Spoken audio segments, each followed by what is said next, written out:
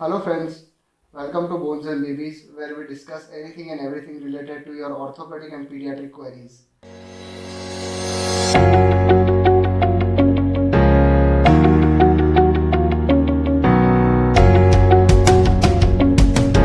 Now, the topic for today's discussion is plantar fasciitis.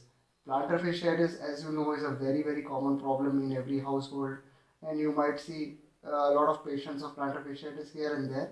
Now, let me explain you what is plantar fasciitis, in what people does it happen, how does it happen, very common and basic knowledge of what are the symptoms and signs that you experience in plantar fasciitis, and to conclude, I'll tell you what are the very easy homemade remedies for plantar fasciitis.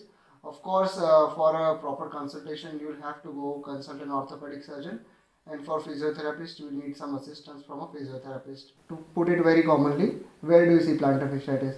So plantar fasciitis is very commonly seen in household environment. Like you can see it in housewives, you can see it in athletes, you can see it in premenopausal females or perimenopausal females, and also sometimes seen in small children. Now, how does plantar fasciitis happen? Let us discuss that. I will not be going into the very technical details, but I will be explaining you the basics with which you can understand that how you can prevent it. So there is called a plantar fascia, which has three bands, which is present in the sole of your foot, and the entire weight of your body is there on the sole of your foot. So those three bands will act as a windlass or will act as a support or an arch to balance your feet. And the plantar fasciitis happens when there is inflammation, that is swelling, tear or rupture, or there might be small cracks in the fascia, that is the three bands of plantar fascia. Okay, so this is how the plantar fasciitis happens. How it happens? It can happen for no reason, which is called idiopathic in our language. It can happen if there is some micro trauma or trauma while standing for a prolonged period, wearing a bad or inappropriate footwear. It can happen due to there must be some blunt or sharp trauma to the sole of your feet, or it can happen, as I told you earlier, it can happen just like that. Moving to the part where we discuss the signs and symptoms of plantar fasciitis. The first and the foremost symptom, which is a very telltale symptom of plantar fasciitis, is the foot or heel pain. Okay, so this kind of pain happens in the sole of your foot, and it is very typically present after you wake up from night and you want to keep your foot on the ground, and you will start feeling pain, or pain which on prolonged sitting, when you start walking, the pain will be there, and after walking for some time the pain will go away. Also, this pain can happen while you stand for prolonged intervals of time. So these are the common types of pain that you see in plantar fasciitis. Secondly, there might be inflammation or reddening. Inflammation means there might be swelling or sojan, or reddening, that is that portion will appear red due to all those inflammation happening in that region, and that inflammation will be present in your heel or sole region again. The third common symptom of plantar fasciitis is tenderness. Tenderness means there might be pain on touching the heel or sole region of your foot. The pain might not be present routinely, but when you touch it, when you poke it, there might be pain. So these are the common symptoms of plantar fasciitis. Now, to conclude the video, I would like to suggest a few home remedies for plantar fasciitis, which you can easily do at your home without any expert consultation. But nevertheless, the purpose of this video is only to educate you and to make you aware that you might be having such a condition. The ultimate treatment lies with your doctor.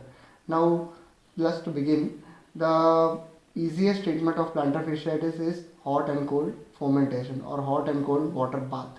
So whenever you get up from the bed, just keep 2 baths of hot water and cold water and massage your feet gently in that water for 10 to 15 minutes.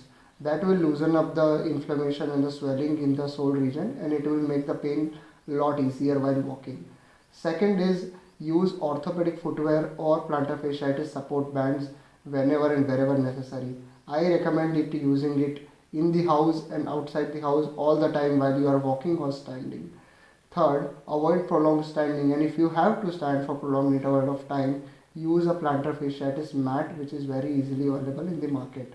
The fourth advice is that you can do passive stretching exercises. Now, passive stretching exercises is stretching the fingers of your foot in upward direction like this. If this is your foot, then stretch the fingers towards the upside, stretch it for 10 seconds and repeat this exercise 10 to 15 times whenever you get time in the day.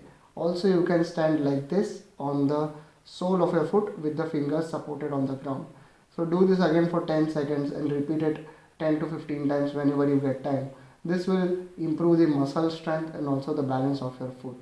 And finally, a very important message to all of you. I think I can summarize the entire video in this one message, that plantar fasciitis is a very treatable, very common condition, and the only thing you need to be persistent is to be persistent. Follow all the instructions that your doctor gives you and follow it to the T. Plantar fasciitis is a very self-limiting condition and it will heal itself in 3 to 4 months if you take proper precaution.